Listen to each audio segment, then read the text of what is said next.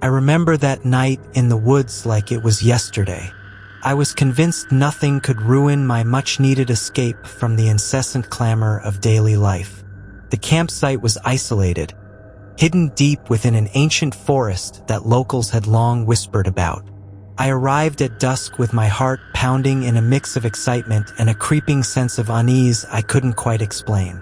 As I set up my tent near a small clearing, the fading light danced strangely among the gnarled trees, casting shadows that looked like elongated, reaching fingers.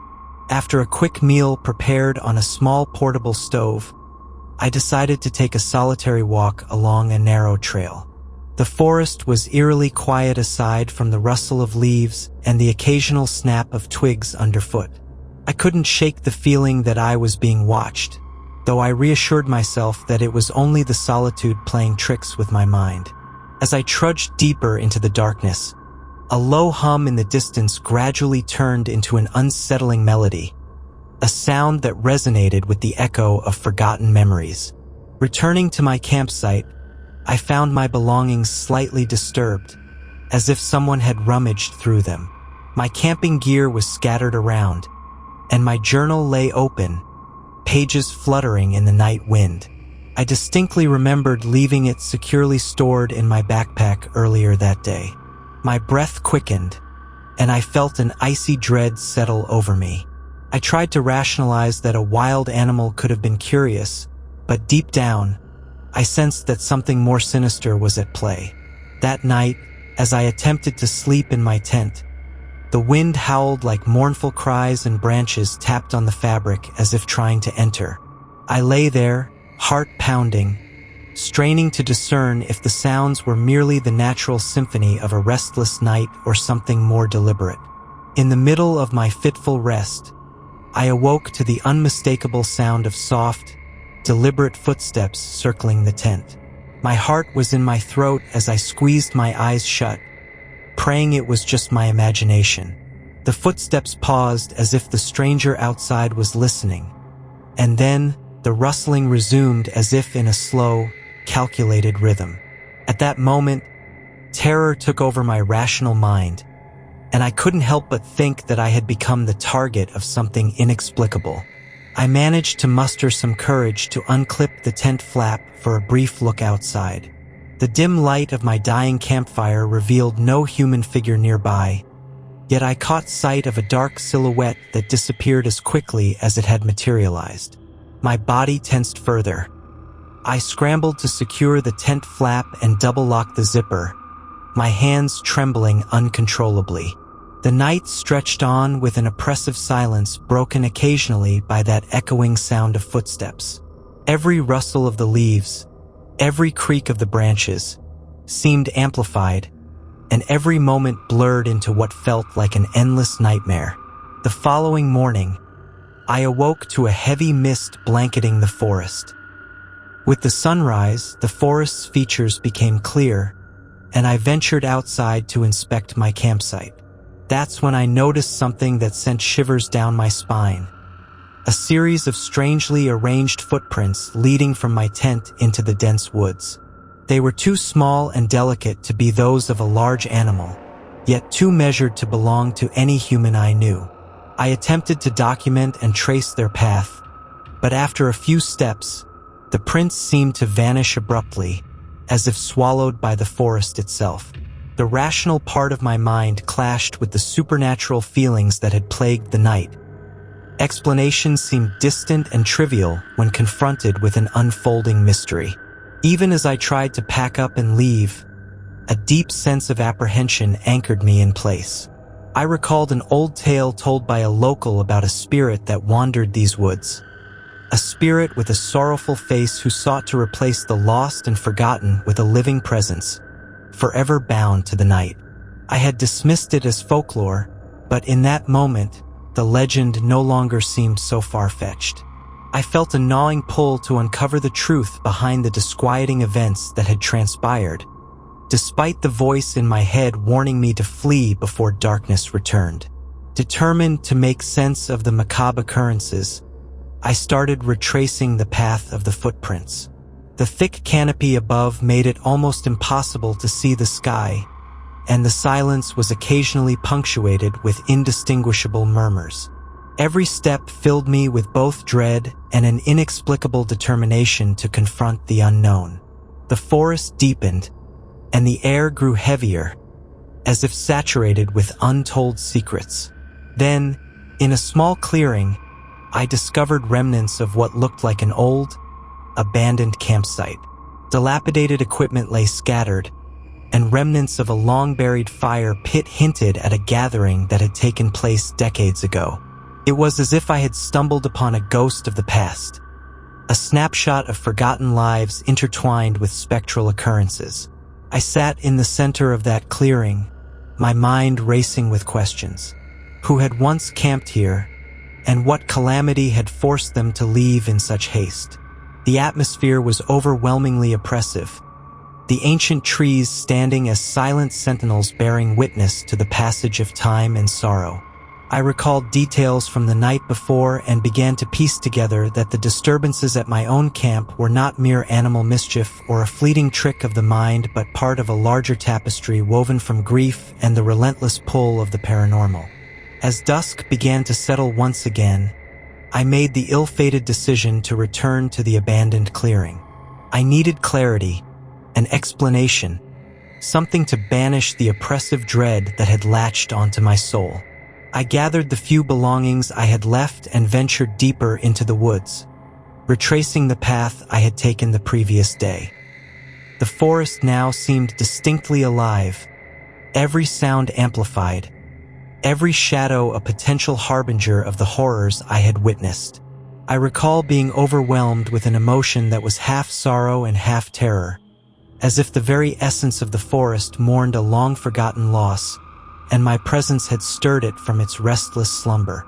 Near the clearing, I encountered an old, weathered monument made of stone, partially covered by moss. It bore inscriptions that I couldn't fully decipher, but the tone was unmistakably mournful. Standing before it, I felt an intense connection to the anguish of souls long lost, a connection that was painful yet magnetic. I whispered apologies into the cold night air, pleading for forgiveness for my intrusion into their eternal grief. There was an eerie silence in response, followed by a chill that sank deep into my bones, as if invisible fingers traced my skin. In a moment that still haunts my waking hours, I saw a shape, pale and translucent, drifting near the monument. The figure's eyes were full of unimaginable sorrow, reflecting the deep wounds of a history steeped in tragedy. I tried to speak, to comfort the spectral presence, but no words escaped my lips. The figure, after what felt like an eternity of mutual understanding, slowly began to fade into the mist. At that moment, I realized that the forest was not merely a backdrop for horrific events, but a living repository of collective memory. A reminder of all the lost souls who had once called it home. I never went back to that forest after that night.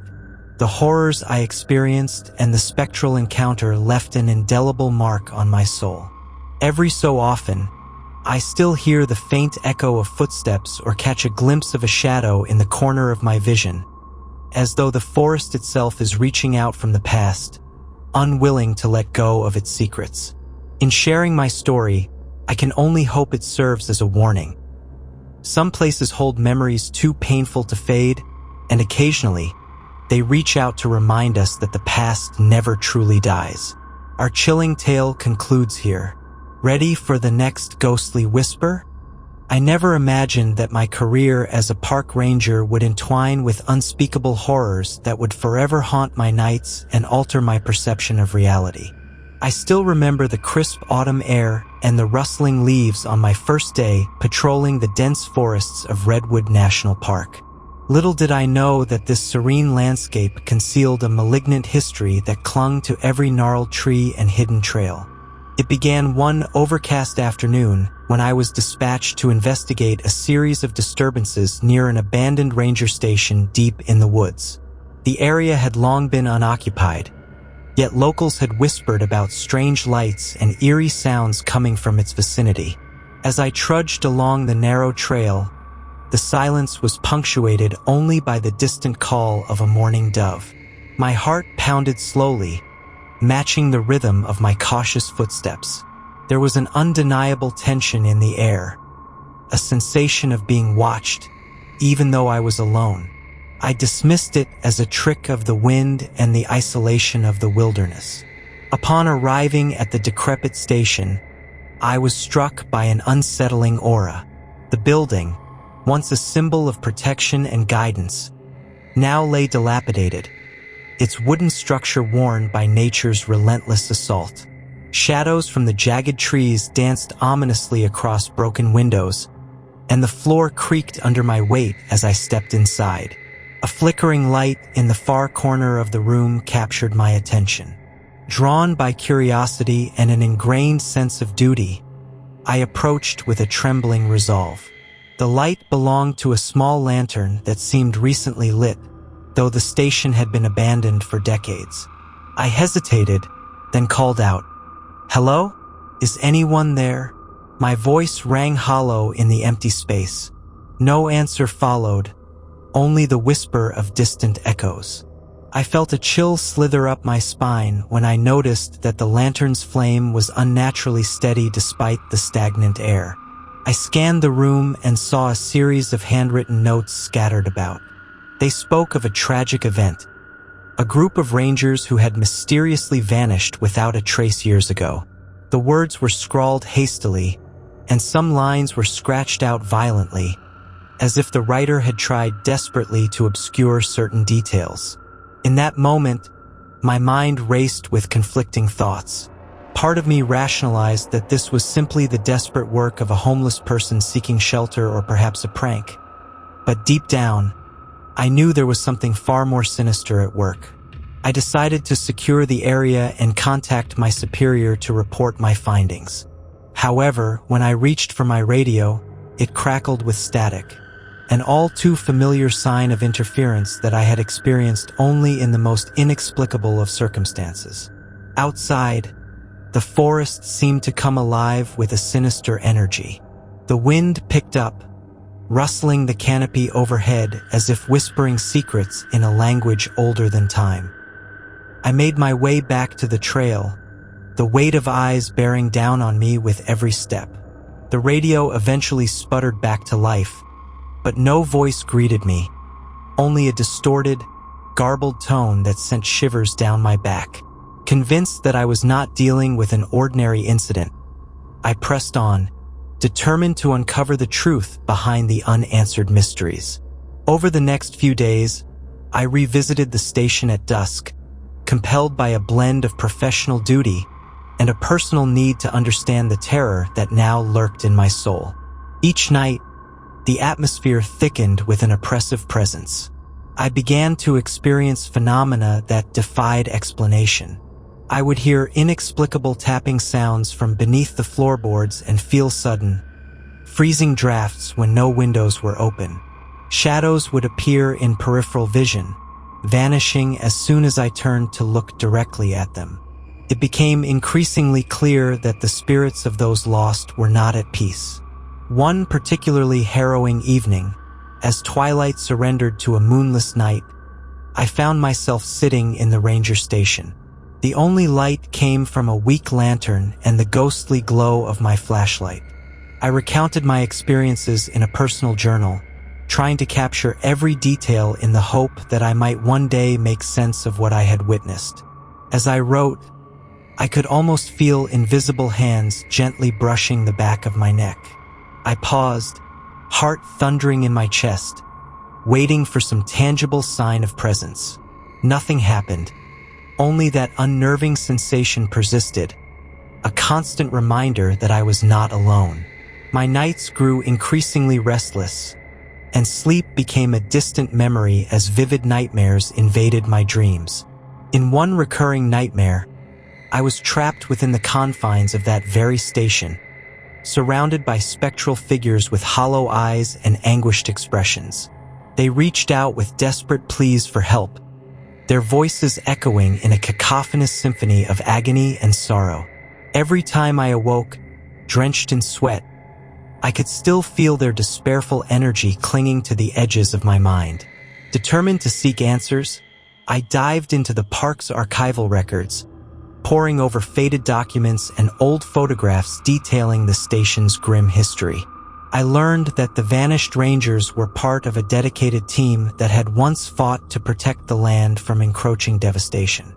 Their legacy had been tarnished by scandal and disarray, and rumors had swirled about a cursed relic believed to be hidden somewhere within the station's walls.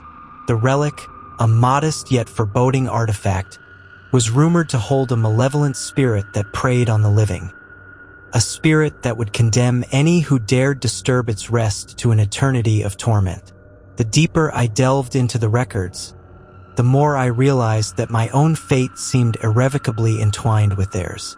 Each clue pointed toward a dark force that was as much a part of this land as the towering trees and rugged terrain. On my final night in the area, as I prepared to leave, I decided to confront whatever force haunted me.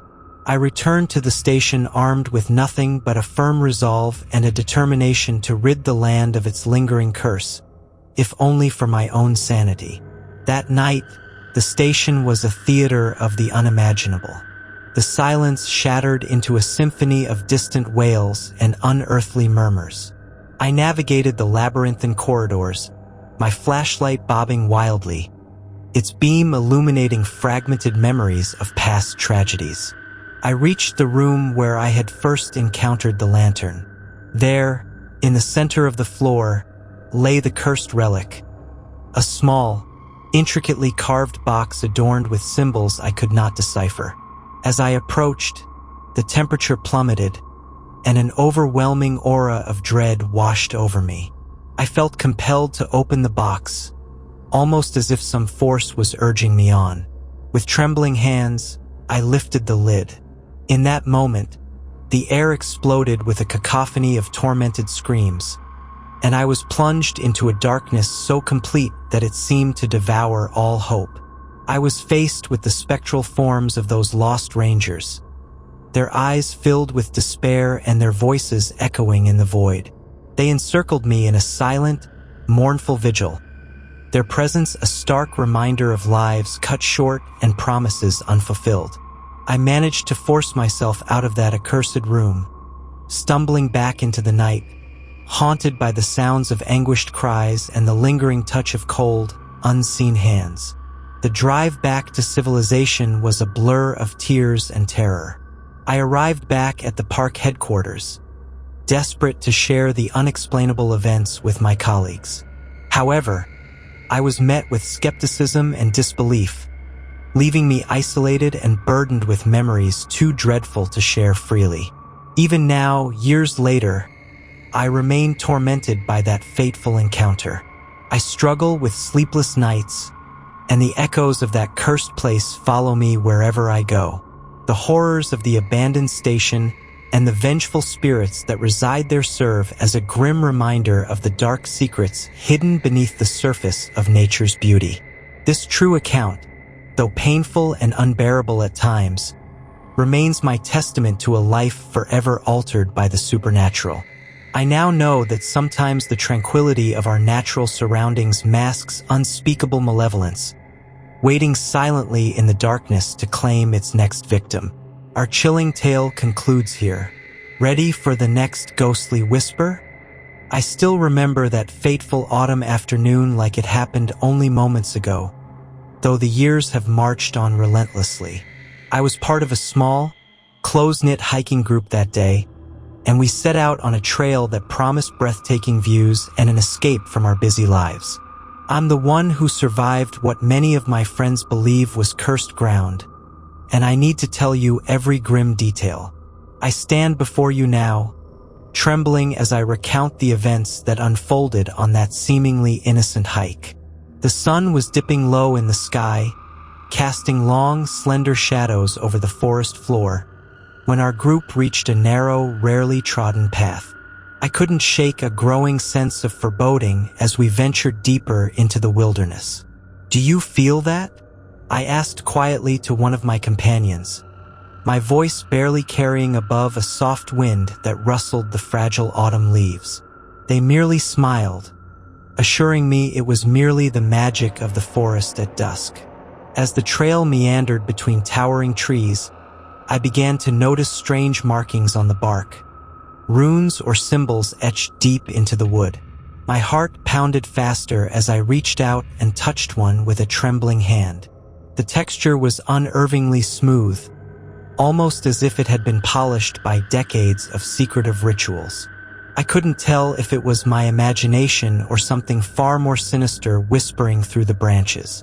The group eventually settled down for a brief rest at an isolated clearing. We lit a small fire, our faces illuminated by its dancing light.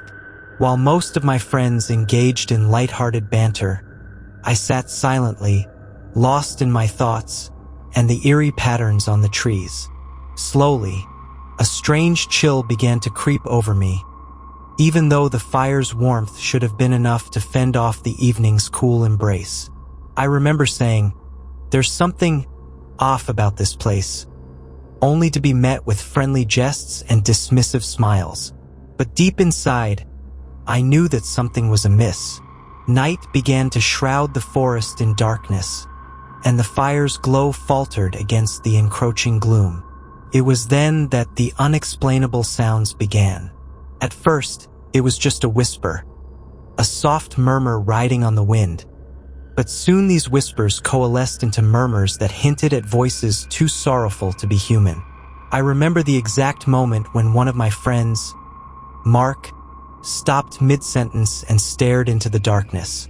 He said in a hushed tone, "Do you hear that? It's like someone is singing, lamenting." We all paused, our hearts collectively pounding against our chests, and listened as a low, sorrowful tune echoed through the trees. The wind moaned as it weaved among the trunks, carrying that dismal melody. I felt compelled to rise and follow the sound, as if it were calling me deeper into the forest's embrace. "I'm going to see what it is," I declared, and though my friends protested, I slipped away from the safety of our firelight. The further I wandered, the heavier the atmosphere became. The trees, once a source of natural beauty, now loomed like ancient sentinels silently guarding secrets too dreadful to share. I stumbled upon a decrepit stone structure hidden beneath a tangle of vines and brambles, a relic, perhaps, of a long-forgotten ritual ground. It was here that my world tilted, and the horrifying truth clawed its way into my heart. As I approached the structure, the melody crescendoed into a chilling dirge that vibrated the ground beneath my feet. I saw remnants of broken talismans and faded markings on the stone that suggested a history soaked in sorrow and perhaps even bloodshed. "What did they do here?" I whispered to myself, voice quivering in the cold night air. In that silent moment, a figure emerged from the shadow of the stone arch. At first, it was nothing more than a distortion, a trick of the light or my own mounting terror. But then I saw it clearly, a gaunt, sorrowful woman whose eyes bore endless grief.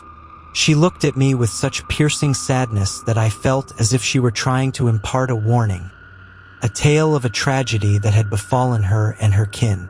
I tried to speak, but my words failed me, frozen in the grip of an overwhelming dread.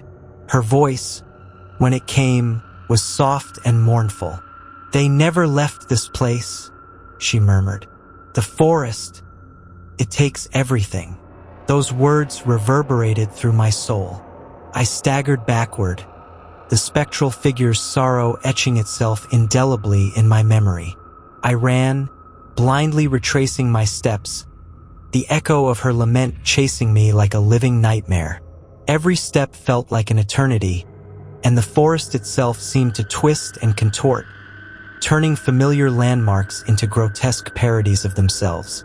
Finally, after what felt like hours, I burst into the clearing where the rest of my group awaited. The fire had dwindled to embers, and my friends, having searched in vain for me, enveloped me with relief and fear. "Where were you?" Mark demanded, his eyes wide with both worry and accusation. I couldn't bring myself to explain what I had seen. I only grasped that there was a malignant force at work in those woods, something that fed on sorrow and despair. Over the following days, the memory of that chilling night haunted every quiet moment. I tried to convince myself that the encounter had been a mere hallucination, an overactive imagination stirred by isolation and fear. But the details were too vivid. The echoing dirge, the sorrow in the woman's eyes, and the ominous symbols carved in the tree bark were etched permanently into my mind. I began to research the history of the area, finding scattered records of a forgotten tragedy where a small settlement had mysteriously vanished, leaving only ghost stories and warnings behind. My nights became a relentless cycle of anxious dreams and sleepless terror. I would awake drenched in sweat, every sound in the dark my subconscious attributing to that wretched place. Friends urged me to confront the source of my nightmares, to return to the forest and find closure. But every instinct screamed to keep my distance from those cursed trails. I would often say to myself, "I must remember, for if I forget, the forest will not rest." One evening, as I sat alone in my dimly lit apartment, I began writing down every detail of that harrowing night.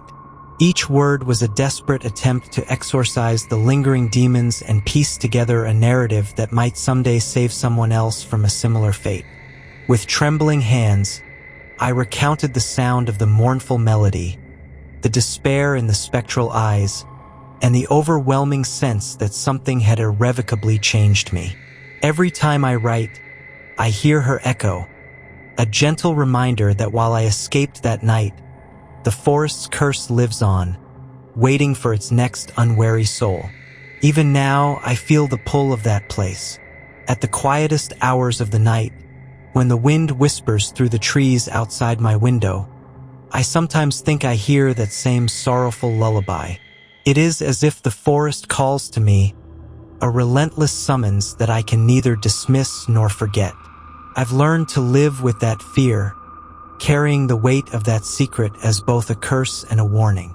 I share my story not for pity, but in hopes that others may be vigilant, that they might heed the silent call before they, too, become lost in the endless gloom of those haunted trails. I continue my days with a cautious heart, forever changed by what I witnessed in the depths of that relentless wilderness. The experience has rendered me both fragile and resolute, a living testament to the power of the unseen, a reminder that not every path leads to the light. In the end, the darkness of that forest was not just a physical void, but a reflection of the despair and sorrow that can reside within us all. My soul bears those scars, a perpetual reminder of the night that terror claimed part of my very self. Our chilling tale concludes here. Ready for the next ghostly whisper? I never imagined that a simple weekend getaway into the deep woods would transform into a living nightmare. I still remember how the forest welcomed me with the eerie silence of dusk, as if it were holding its breath in anticipation of what was to come. I had planned a solitary retreat, yearning to escape the clamor of city life, but soon realized that nature can be far more sinister than I ever expected. The first unsettling sign was the whispering wind. It carried voices that didn't sound like they belonged to the rustling leaves or distant animals. In the darkness, the murmurs were almost too distinct, like secret words exchanged between unseen entities.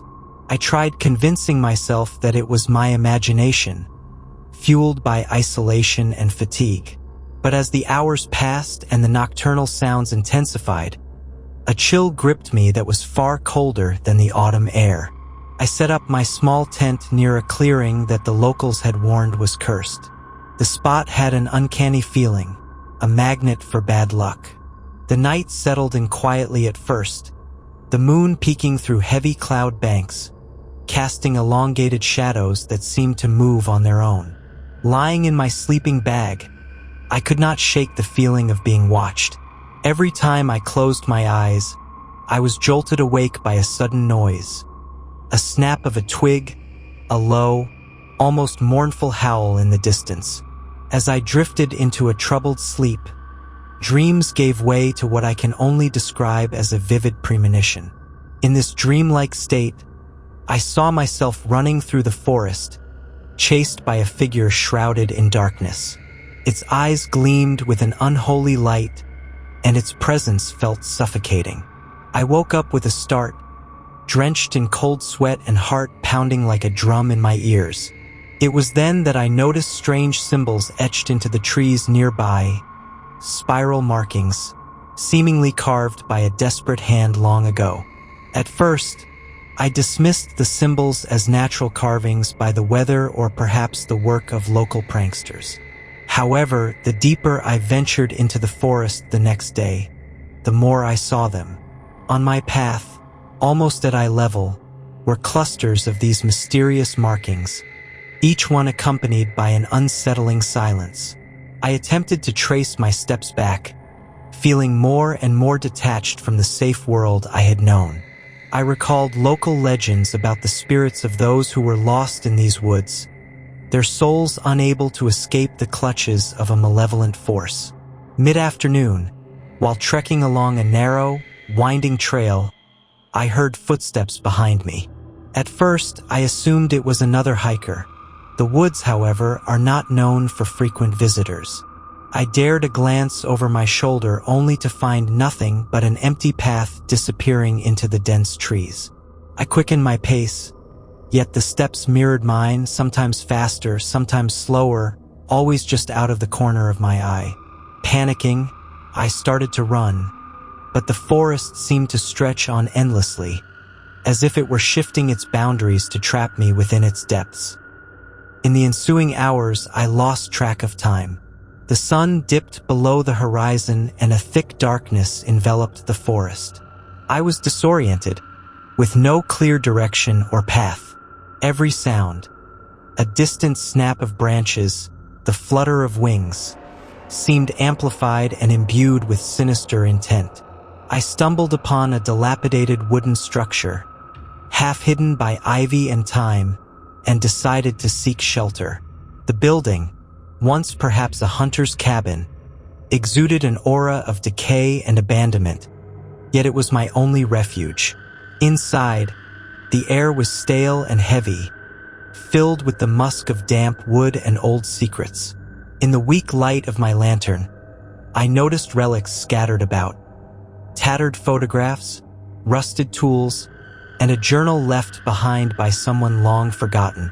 I couldn't resist the urge to read a few entries. The pages spoke of similar experiences, lost hikers, eerie noises in the dead of night, and visions of a dark figure that haunted the corners of their vision. The last entry was a frantic scrawl, pleading for mercy and forgiveness from whatever haunted the woods. The words quivered on the brittle paper, as if echoing my own fear. I tried to calm myself by convincing my rational mind that a clever trick of nature and stress was toying with me. Yet, every creak in the building and every whisper from the wind deepened my dread. As I settled in for the night, I could not rid myself of the feeling that something malevolent was circling outside, waiting to pounce. The hours ticked by slowly, every minute drenched in suspense. Around midnight, a piercing sound shattered the fragile silence. A knock on the wooden door. My heart hammered, and I hesitated, unsure if it was real or just a figment of my exhausted mind. The knocking persisted, deliberate and rhythmic. Gathering every ounce of courage, I opened the door, only to be met with a void of darkness outside. But as I closed the door, I caught a glimpse of a shadow fleeing into the night, a silhouette that morphed too swiftly to be human. I locked the door and whispered prayers in a desperate hope for dawn. In the dim glow of morning, I emerged from the cabin, determined to escape this living nightmare. The forest still felt alive with unseen eyes, and every rustling leaf fueled my paranoia. I recalled the path with the symbols and tried to mark my way back, but the forest seemed intent on denying my attempts at escape. With every step, it was as if the woods themselves were rearranging, leading me in circles. An inexplicable force drove me deeper into the labyrinth of trees and shadows. At one point, I paused near a small stream, desperately trying to collect my thoughts. I felt the same oppressive dread that had haunted me from the very moment I had arrived. I began to speak aloud, almost as if narrating my own story to keep my sanity intact. I must not give in to fear, I told myself, though my voice wavered with each uncertain word. The stream, however, offered no solace. Its bubbling flow sounded like mocking laughter from an unseen audience. I pressed on, each step laden with the weight of the countless hours spent running from a presence I could neither see nor understand. The trees grew taller, the branches more twisted, and the undergrowth denser, creating a natural prison. At times, I swore that the forest whispered my name, calling me to its darkest recesses. The oppressive atmosphere made even the air seem thick with despair. Eventually, as exhaustion overtook me, I collapsed in a small clearing under the shadow of an ancient oak. I don't recall falling asleep, only that I woke again in the gray light of morning, my body aching and my mind reeling from the ordeal of the previous night. Gathering what little strength I had left, I set out once more, this time with a new resolve. I would find the edge of these cursed woods, no matter how long it took. Just as hope stirred in my heart, I encountered the unmistakable sound of human voices, soft and melancholic. I followed the sound cautiously, desperate for any indication that I was not alone in this nightmare. The voices led me to a clearing where a small group of people stood in silent vigil around a flickering campfire. Their eyes were hollow, and their expressions were etched with sorrow. They welcomed me with a cautious nod, each one silently acknowledging our shared plight. It was then that I realized I was not the first victim of these woods. The dark forces that lurked here had claimed many, trapping their souls in an endless dance of despair. We exchanged haunted glances, and in that unspoken communion, I sensed that our lives had become entwined in the same macabre tapestry. Yet, even in that brief moment of understanding, the forest reminded us of its cruel dominion. As the group gathered their meager belongings to leave the clearing, the wind rose, moaning through the trees in a sorrowful dirge.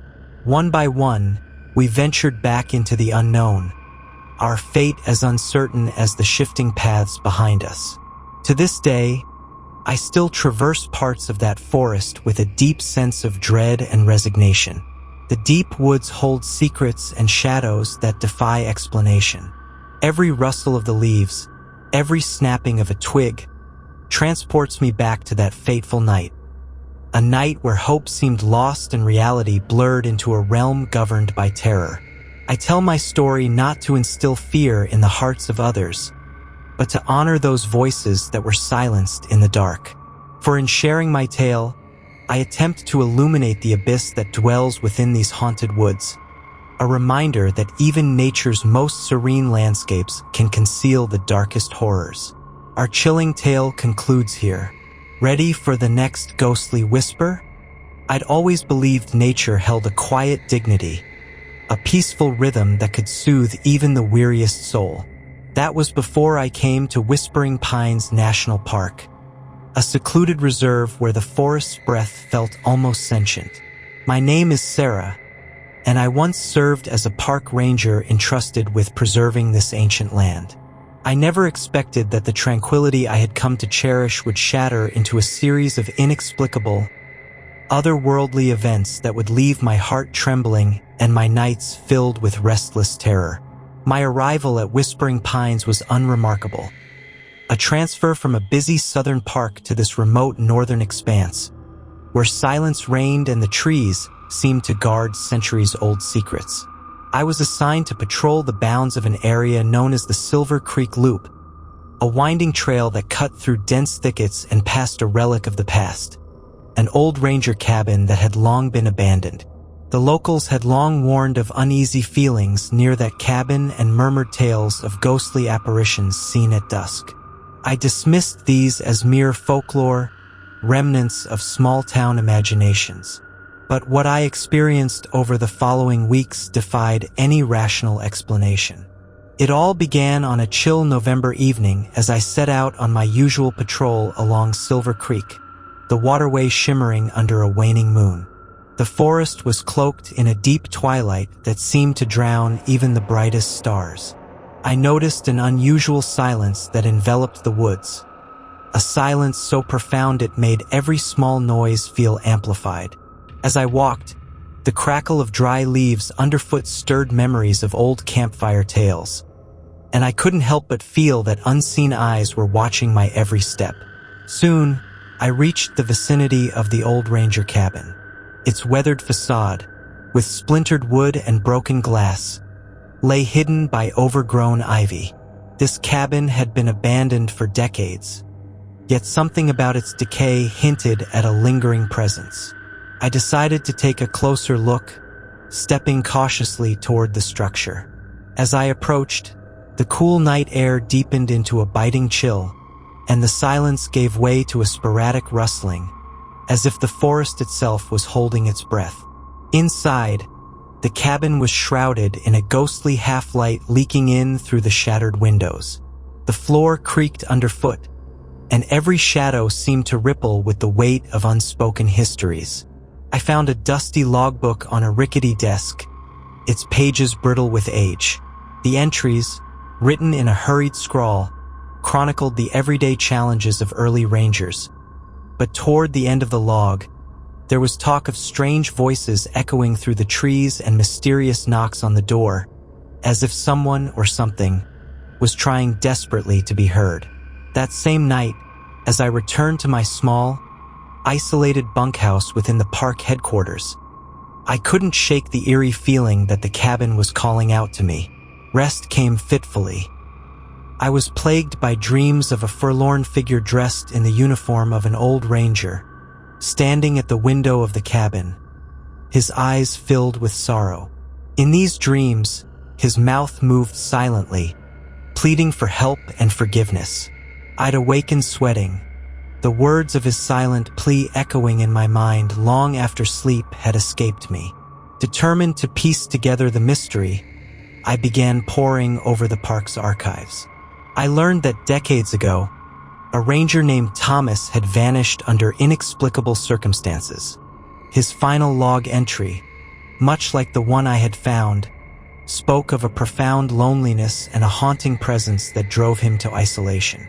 Rumors whispered that Thomas had discovered something in the woods, a secret, almost primordial force that had claimed him as its own. Though his body was never found, those who still worked in the park said they could sometimes hear his muffled cries on stormy nights. Over the next few weeks, strange events escalated. My patrols would be interrupted by odd occurrences. A feeling of being watched from the corner of my eye, hearing soft tapping on my radio when no one was around, and inexplicable bursts of static that seemed to mimic an agonized whisper. On one occasion, I found fresh footprints near Silver Creek, though I had been the only one on that trail. The prints were too deep and erratic to belong to any animal I could think of, and they seemed to vanish abruptly as if swallowed up by the earth. I began to wonder if I was chasing the spirit of the missing ranger, or if some other tortured soul haunted these grounds. One particularly dismal night, the wind howled like a chorus of mourning voices as I embarked on a solitary midnight patrol near the cabin. The trees loomed like silent sentinels in the dark, their twisted branches clawing at the inky sky. Reaching the cabin once more, I decided to confront the lingering energy head-on. With nothing more than my flashlight and a heart pounding in my ears, I stepped inside. The logbook lay on the desk as before, its pages as fragile as the idea of safety. As I wandered among the debris and shadows, I came upon a narrow staircase leading to a cramped attic. The air grew oppressively cold as I ascended, and each step seemed to echo with the sound of distant weeping. In the attic, I discovered a small trunk covered in dust and cobwebs. Its lock was broken, as if forced open by a desperate hand. Inside, wrapped in a faded, floral scarf, I found a collection of belongings: personal letters, a battered pocket watch, and a weathered photograph of a young ranger and a woman whose smile held both joy and sorrow. The letters spoke of forbidden love and heavy secrets, of promises made under moonlit skies and a fate sealed by a tragic misunderstanding. The deeper I read, the more I sensed that Thomas wasn't the only lost soul connected to this place. The letters recounted how the ranger had been inextricably linked to a local family, whose legacy was steeped in the same sorrow that now haunted the woods. It was as if fate had entwined their lives with the spectral energy of the land, leaving behind echoes of regret and unfulfilled longing. At that moment, a sound shattered the stillness, a gentle, almost imperceptible weeping that seemed to come from behind me. I spun around, heart racing, to find nothing but the dark outlines of old furniture and the shattered remnants of the past. Yet the air pulsed with a palpable intensity, as though I were surrounded by invisible witnesses, each burdened with their own tale of woe. In the following days, I began noticing subtle changes in my surroundings. The forest appeared to breathe with a life of its own. Mist rolled in at odd hours, blanketing the path in ghostly shrouds, and I would catch glimpses of a solitary figure in the distance, a silhouette that moved with an ethereal grace among the pines. During one particularly foggy afternoon, while on patrol by the creek, I encountered the figure directly. Leaning against the trunk of an ancient oak was a man in a faded ranger uniform, his eyes hollow yet pleading. For a heartbeat, our gazes locked, and I saw in his eyes the deep sorrow of years gone by. Then he vanished into the mist, leaving me with nothing but an overwhelming sense of loss and questions that begged for answers. I reached out to a respected elder in the local community, a retired park ranger who had spent his youth amidst these wilds. He recounted old legends of Whispering Pines, a tale of love, betrayal, and a curse born of regret. According to him, the cabin was built over the grounds of a long-forgotten settlement where a terrible misunderstanding had led to a blood feud. The spirits of those who had suffered a bitter end were said to roam the land, bound by their unrelieved misery. When the wrongs of the past echo into the present, he'd say, his voice trembling with old memories, there comes a time when the living must listen to the dead, lest they too be consumed by the darkness. Armed with this newfound insight, I resolved to honor the memory of those lost souls. One crisp evening, with the moon a mere sliver in the sky, I returned to the cabin for one final confrontation. I carried the letters and the photograph from the trunk, symbols of a past that still longed for closure. Setting them on a makeshift altar in the center of the dust-laden room, I spoke softly into the void, a plea for forgiveness and the granting of peace. I recited words of release I'd pieced together from the archival records and the local lore, my voice steady yet tinged with the raw emotion of someone who had borne witness to too much sorrow. For a long moment, the silence was absolute. Then, as if stirred by an unseen force, the shadows in the room began to shift and coalesce. The air vibrated with the muted murmur of voices, layered one upon another in a solemn chorus. I felt a presence, warm and heavy with a century of unspoken grief, encircle the small room. In that ethereal moment, I sensed that the spirits of Whispering Pines were not malevolent. They were anguished souls yearning to be remembered and, perhaps, to find the solace that had eluded them in life. As the night waned and the first hints of dawn crept in, the oppressive energy slowly lifted. The shadows retreated, leaving behind an eerie tranquility and the faint, fading echo of whispered thanks. I left the cabin that morning with a heart full of bittersweet relief, the spectral figures no longer haunting my every step but lingering as gentle reminders of the price of unresolved pain. Even now, as I continue my work as a park ranger, I cannot forget that winter of echoes and lost voices. Whispering Pines National Park remains a place of majestic beauty and haunting sorrow, a living memorial to love, loss, and the inexorable pull of the past. And every so often, as dusk settles over the silver-lined trees, I pause to listen for the distant echoes of a long-forgotten plea, a reminder that sometimes the dead have much to teach the living. Our chilling tale concludes here. Ready for the next ghostly whisper? I never imagined that a simple weekend camping trip could unravel into a nightmare that would haunt every step I take. It all began when my longtime friend Marcus invited me to a secluded lakeside campground nestled deep within the rugged foothills of the Blue Ridge Mountains. We sought solace from the constant hum of urban life, craving the serenity that only nature can provide. The day we arrived, the sky was overcast, and a crisp autumn chill whispered through the trees, a portent of the eerie events to come. That first evening, as dusk settled like a thick veil across the campsite, Marcus and I built a modest fire near the edge of a vast lake shrouded in fog. The flames danced and cast jittery shadows against ancient oak trees, their branches intertwining overhead like ghostly fingers. We talked about trivialities and shared hearty laughs, unaware that the atmosphere around us seemed to shift imperceptibly, as if the very air was charged with something otherworldly.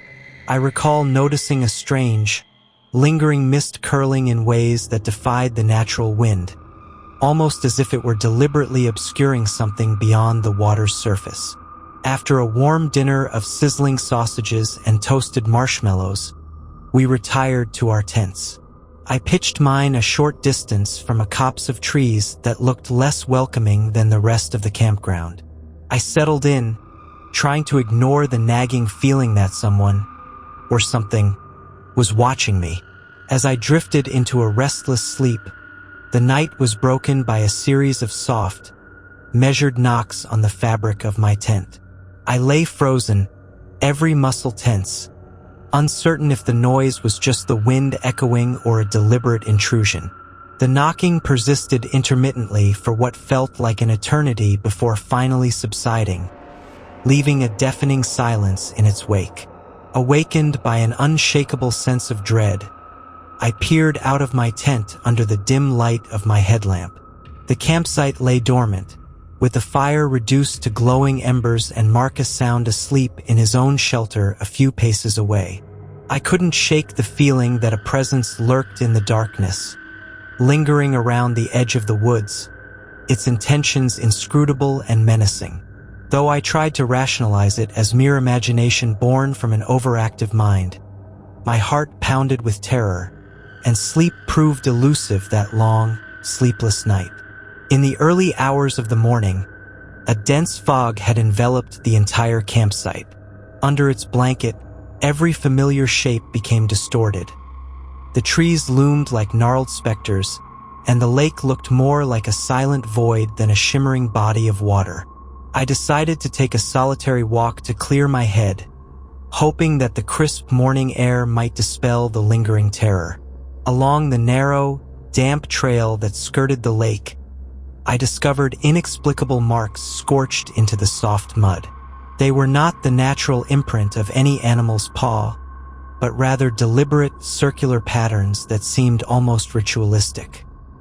My pulse quickened as I knelt down to inspect them, feeling a deep, instinctive warning that I should not linger.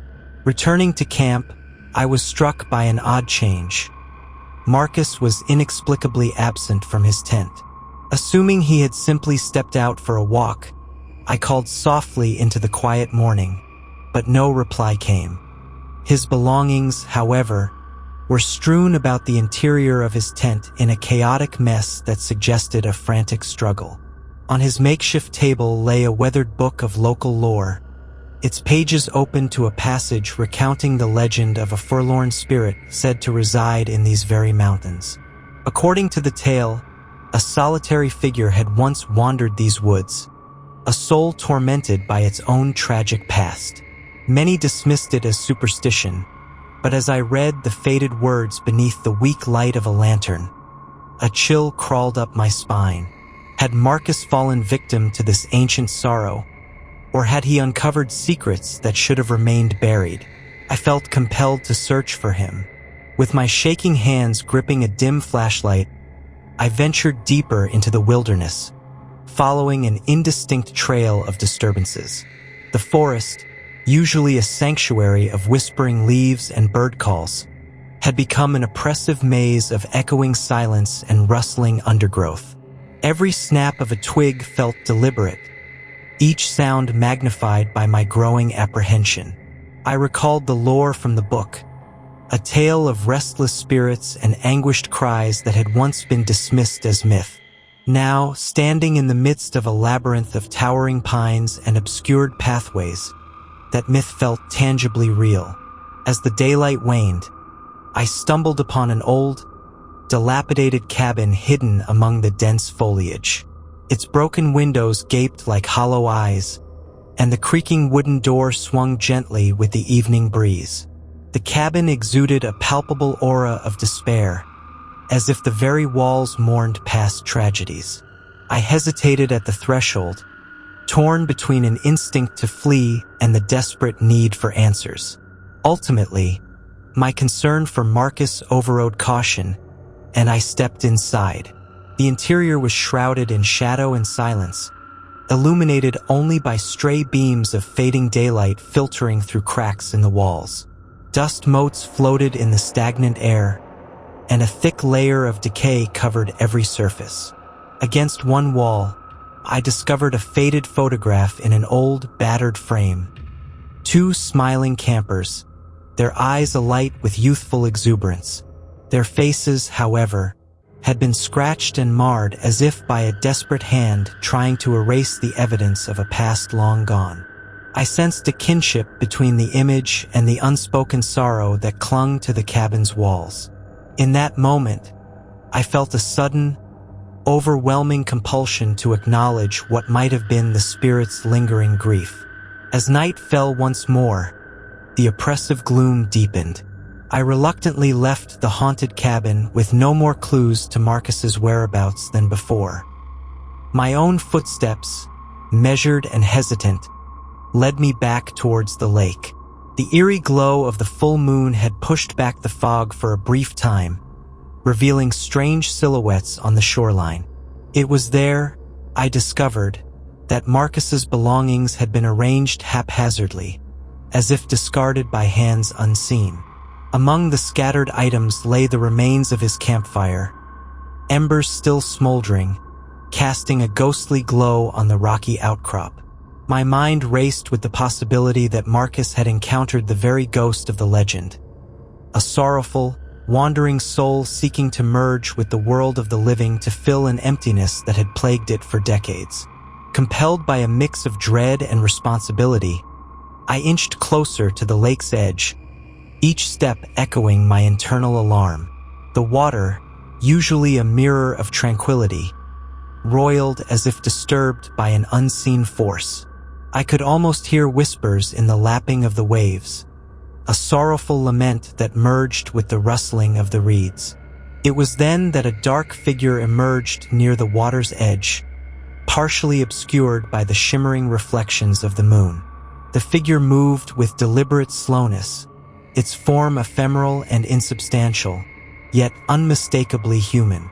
I froze, every muscle locked in horror, as the ghostly figure turned its hollow eyes toward me. In that moment, I was overwhelmed by an indescribable sadness, as if it were pleading for release from a torment that spanned lifetimes. The presence of the figure stirred something deep within me. I spoke in a trembling voice, trying to convey that I meant no harm and that I only wished to help. The figure paused, and for several agonizing minutes, we regarded each other. the living and the dead bound together by an ineffable grief. In that silent exchange, I sensed that Marcus had crossed paths with this tragic spirit, caught in a struggle between clinging to life and being drawn into oblivion. The ghost's sorrow was palpable, and its silent expressions begged a sorrowful request for understanding. Unable to shake the devastating sadness that radiated from the figure, I felt compelled to follow it as it drifted away from the lake and into the forest. I chased after the spectral form, moving deeper into the wilderness than I had ever dared before. Each step was haunted by the thought that Marcus might be lost to this eternal wandering. The ghost led me to a clearing where remnants of an ancient stone circle stood, now worn and fragmented by time. It was here that the air felt thick with the echoes of forgotten voices, the very souls of those who had once been tethered to this cursed place. In that quiet clearing, I finally found Marcus. He sat huddled beneath a large oak, his eyes distant and vacant, as if entranced by memories he couldn't escape. The spectral figure hovered near him, its presence both comforting and heart-wrenching in its apparent sorrow. Marcus began to mumble incoherently about voices in the trees and a profound loss that he could neither articulate nor shake off.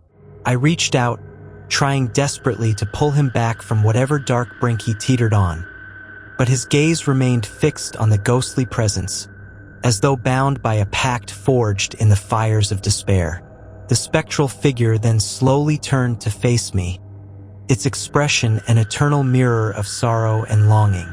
It was in that moment that I realized the true weight of the curse that lay over these lands, a curse born of endless mourning, of lives interrupted and sorrow unfulfilled. I vowed silently that I would do everything in my power to help both Marcus and the lost spirit find the peace that had eluded them for so long. As the night deepened, the ghost led us, Marcus and me, back to the stone circle. There, in the quiet communion of our shared pain, I spoke words of compassion and release, a ritual of farewell meant to unburden a tormented soul. The spirit faded gradually, its form dissolving into the night as if finally freed from a millennia of sorrow. But the ache of its lament lingered in the cold air, a reminder that some ghosts do not depart easily, and some secrets of the past refuse to remain buried. Marcus, shaken to his core, slowly regained a semblance of clarity. We left the clearing together, our hearts heavy with the burden of what we had witnessed.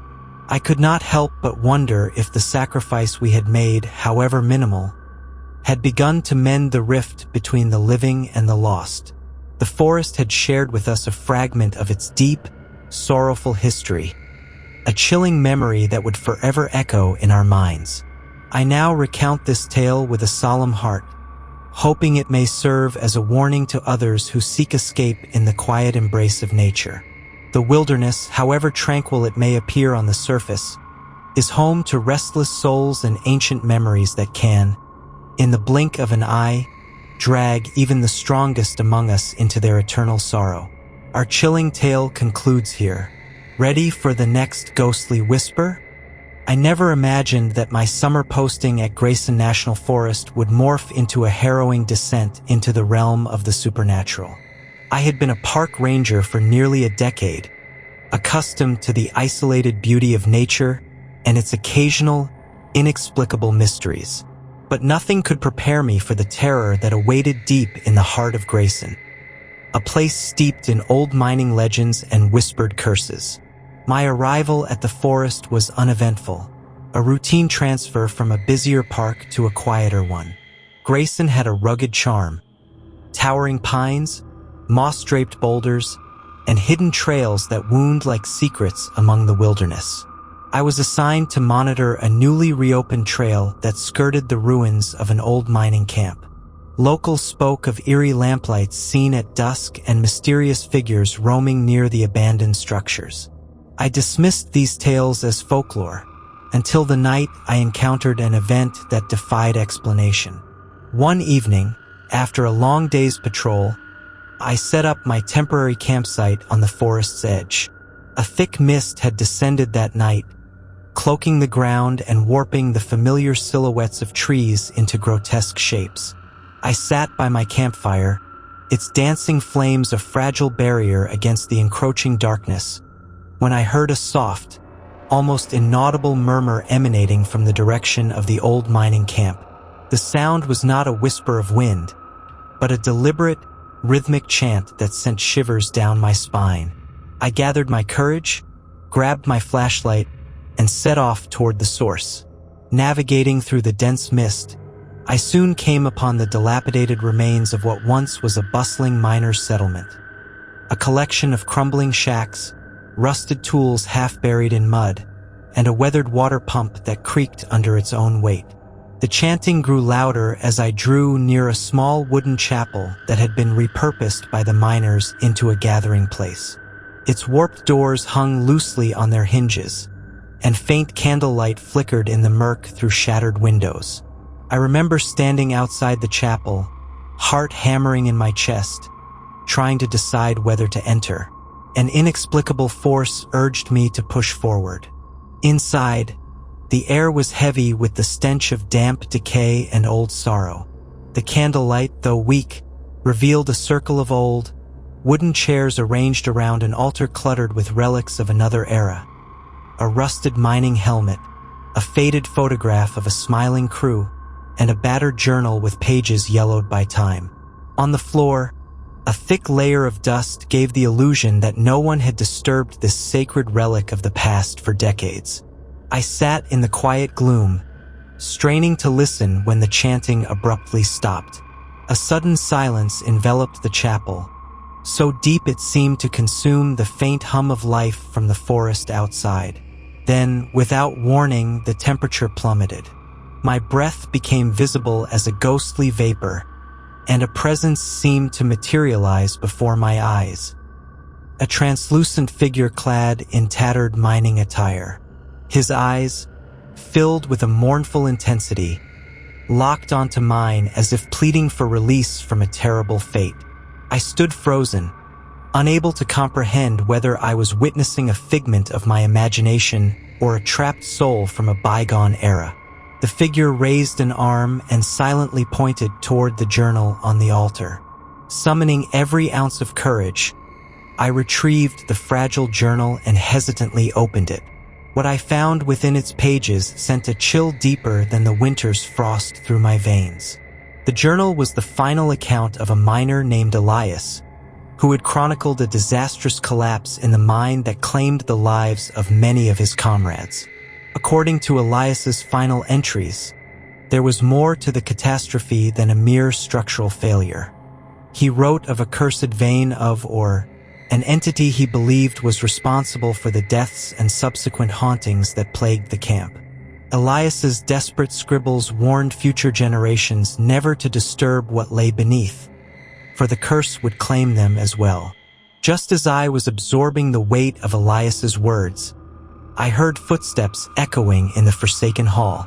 I could see, emerging from the dark corridor at the rear of the chapel, multiple shadowy figures trudging slowly toward the altar. Their features were blurred, as if seen through a veil of time.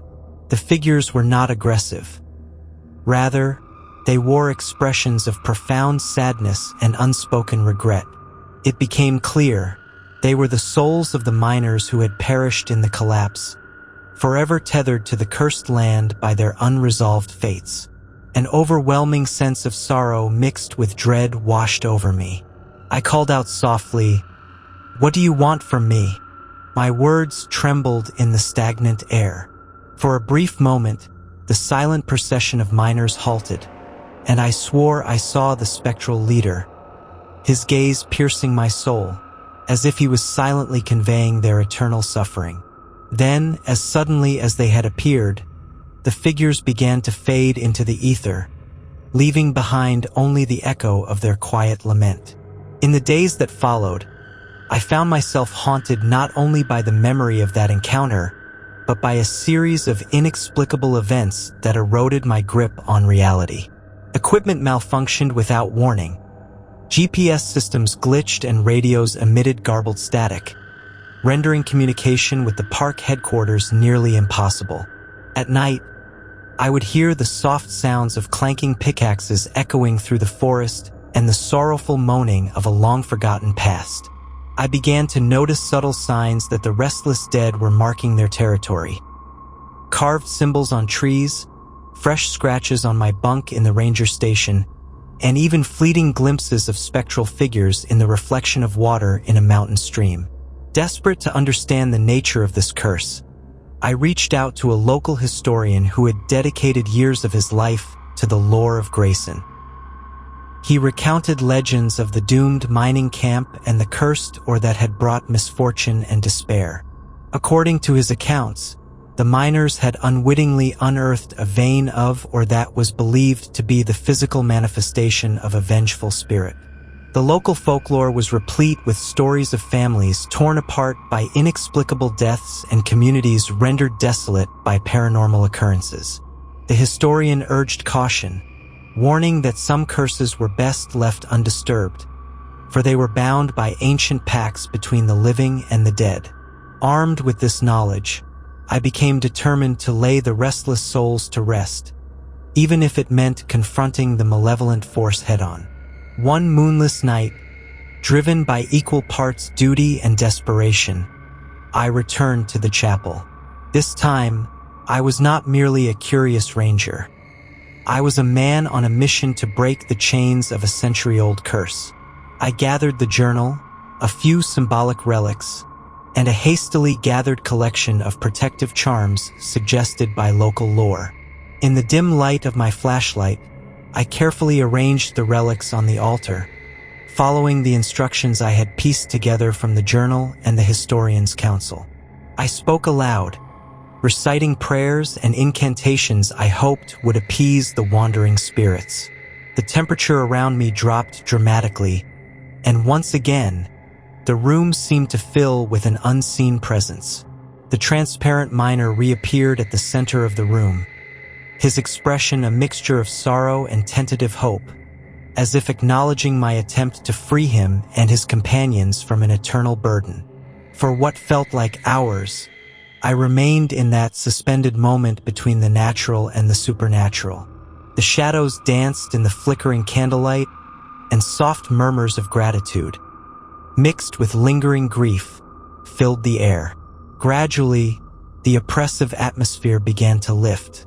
The spectral forms of the miners started to recede, their faces softening into expressions of peace. I sensed, rather than saw, the curse unraveling itself as the dark energy tied to the cursed or was finally released. In the aftermath of that night, I was left with a bittersweet sense of victory and loss. The forest seemed to reclaim its natural rhythm, and the oppressive manifestations of the past diminished significantly. Yet I knew that I had witnessed a tragedy that would forever be etched in the fabric of Grayson National Forest. The experience had left an indelible mark on my soul, a reminder that even the most beautiful and tranquil places can harbor secrets that defy understanding, where the line between history and horror blurs into obscurity. Sometimes, on clear nights when the wind rustles through the pines just right, I hear the soft, almost imperceptible echo of mining tools striking rock. It is as if the forest itself remembers and continues to mourn the lives lost in a forgotten era. I have come to respect those silent tributes, ghostly echoes of a time when ambition and greed collided with forces far greater than man could ever comprehend. I now share my story not as a tale of triumph over the supernatural, but as a solemn warning. Grayson National Forest is a place where the past refuses to be silenced, where the echoes of anguish and loss can still be heard by those willing to listen. My experience taught me that some truths, no matter how painful, are essential to the balance between the living and the dead. In attempting to restore harmony, I had peered into the abyss of human error and supernatural retribution, and I emerged forever changed. Our chilling tale concludes here. Ready for the next ghostly whisper? I never imagined that a simple hike through a remote mountain trail would forever alter the fabric of my existence. The The memory of that day is etched in my mind with indelible pain, a ghostly reminder of a reality where the living and the lost intertwine. I'm Thomas, a survivor of that inexplicable ordeal, and tonight I share my burden in hopes that my words might serve as both catharsis and a warning. It began on a brisk spring morning when I set out to explore Blackridge Path, a seldom-traveled trail rumored among locals to pass through areas once inhabited by a long-forgotten village. I was accompanied by two friends, Anna and Derek, each seeking the solace of nature after personal hardships. The sun was barely peeking over the horizon as we left the trailhead, our backpacks filled with essentials and our hearts filled with quiet optimism.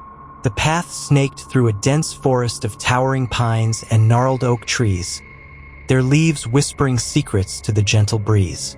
At first, the hike felt invigorating, as if nature herself was offering a gentle embrace. However, as we ascended into higher altitudes, an uneasy silence began to settle among us. The chirping of birds and rustling of small animals faded into an almost unnatural quiet, leaving only the sound of our own footsteps. As we ventured deeper into the wilderness, the trail turned rugged. Soon after passing a steep ravine, we encountered a narrow footbridge made of weathered logs. Anna hesitated at its edge, glancing nervously over the gap where the churning river below seemed to swallow light and hope. "It's just old wood," Derek reassured her, his voice firm yet carrying a hint of uncertainty. I, too, felt a chill, a subtle whisper from something lurking beneath the veneer of nature's beauty. Yet we crossed, perhaps a little too hastily. Halfway through our hike, we reached a clearing shrouded in mist, thick and almost otherworldly. At its center stood a peculiar stone monument, seemingly out of place in the wild tranquility of the forest. The monument was adorned with moss and intricate carvings that resembled sorrowful faces. I walked up to it, struck by a sudden sense of melancholy, as if the stone itself mourned a forgotten tragedy. Anna, always the skeptic, brushed it off as the work of ancient settlers, while Derek's eyes betrayed a flicker of unease. As the afternoon sun began its descent, the mist thickened, and an unsettling gloom descended upon the clearing. I suggested we set up camp here for a brief rest, not knowing that darkness would soon reveal a secret that nature had long suppressed. The trio built a small fire, its dancing flames casting distorted, frantic shadows on the trees. There was a moment of silence when the fire's crackles faded, and an eerie, disembodied whisper seemed to slip through the darkness, carrying words I couldn't quite decipher. I couldn't shake the feeling that we were being watched. The shadows, elongated and indistinct, appeared to move with a will of their own. Sitting close to the fire, I locked eyes with Derek, whose expression had turned grave. "Did you hear that?" he murmured, voice trembling. It was then that a soft yet unmistakable sound began, a lament like a dirge carried on the wind, resonating around us with a sorrow that felt ancient. Anna clutched her jacket, and the three of us fell silent, our breath visible in the cold night air. Unable to resist the pull of the unknown, I excused myself, saying little as I wandered away from the fire into the deeper shadows of the forest. The trees opened into a small, forgotten grove where the air felt heavier, thick with the residue of despair. There, in the heart of the grove, I found something that would haunt me for the rest of my days. An old leather-bound diary lying open on a stone pedestal, its pages yellowed and brittle. The diary seemed out of place, as if left behind by someone who desperately wanted their story to be heard. I began to read. The faded ink told the tragic tale of a young woman named Eleanor, who had once lived in the nearby village. According to the diary, Eleanor was accused of witchcraft after a series of mysterious illnesses and misfortunes befell the community. In a frenzied panic, she and her followers had sought refuge in the forest, only to be cornered and silenced by a mob driven by fear. Her final entry, written in trembling script, read, "If you find these words, know that our souls remain tethered to this land, forever yearning for redemption." The air grew colder as I read, and a tear rolled down my cheek. Not for pity, but for the unbearable sorrow that emanated from those long-forgotten words. Just as I closed the diary, I sensed a presence behind me. I turned sharply, heart pounding, and saw a slender figure gliding between the trees. A woman in a tattered dress whose eyes, though shadowy, burned with an unquenched anguish. Her presence was ethereal, her form wavering like smoke in the wind. For a brief moment, time seemed to stall as she reached out, her hand hovering as if attempting to bridge the gap between the living and the dead. I was paralyzed, caught in a spell of terror and empathy, unable to step back or call out. It was then that a cacophony of voices shattered the stillness, echoing from every direction. The spectral woman's face twisted with pain, and she retreated into the darkness as if beckoned by an unseen force. I ran, my footsteps thundering in my ears, my mind a torrent of confusion and dread. The forest transformed into a labyrinth of twisted branches and whispering leaves, guiding and misleading me with equal measure. Every rustle, every crack of a twig underfoot, felt like a sinister acknowledgement of my transgression into forbidden realms. After what seemed like an eternity, I burst out onto a ridge overlooking the valley below, where the familiar outlines of the hiking trail lay distant and inviting. Gasping for breath, I stumbled back to camp, where Derek and Anna waited with faces etched in horror and relief. They had heard my frantic running and shared my terror, their eyes silent but filled with the unspoken question. Had any of us truly left the grip of that cursed grove? That night, sleep eluded us. The forest seemed to claim our dreams as well, invading our rest with visions of Eleanor's pleading eyes and the mournful dirge that had called me away from our safe circle of light. I awoke repeatedly to the sound of a subtle tapping at my tent, as if unseen fingers were seeking entry, only to find darkness and emptiness outside. The entire experience was a descent into a state of persistent alertness and despair. In the days that followed, as we reluctantly made our way back to civilization, I could not shake the sense that something had followed us. At the base of the mountains, familiar streets and friendly faces did little to quiet the torment that gnawed at my insides. My nights were plagued by dreams of endless forests and a spectral figure whose eyes mourned a lifetime of injustice. I sought solace in conversations with local historians who confirmed the chilling lore surrounding the old village, tales of wrongful accusations, mass hysteria, and the eternal unrest of a people forced into a premature and tragic demise. At one point, I even returned to the Blackridge Path, desperate for closure and a chance to confront the lingering specters of my past. I revisited the grove, now eerily silent under a pall of thick fog and a waning moon. There, amid the scattered remnants of a history no one wished to remember, I placed Eleanor's diary inside a small, carved wooden box I had fashioned as a tribute. I whispered a tentative apology into the dark, hopeful that by honoring her memory, I might finally be freed from the haunting grip of that forest. But even as I walked away, the winds carried her sorrowful dirge, a reminder that some grievances cannot be so easily forgotten. I learned that while time can dull the sting of loss, it cannot erase the scars of injustice. That ghostly encounter had revealed to me not only the power of nature to conceal dark secrets, but also the enduring pain of souls left to wander in perpetual limbo. To this day, the memory of that fateful hike remains a spectral imprint on my soul. I share my story as both a testament to survival and a plea to honor those voices lost in the shadows of history. If you ever find yourself drawn to an isolated trail or enchanted by the call of a forgotten past, Remember that not every path leads back to the light, and that some echoes of despair will follow you home long after you've left the wilderness behind. Our chilling tale concludes here. Ready for the next ghostly whisper? I'll never forget the autumn night when I found myself trapped in a nightmare woven into the very fabric of the ancient forest.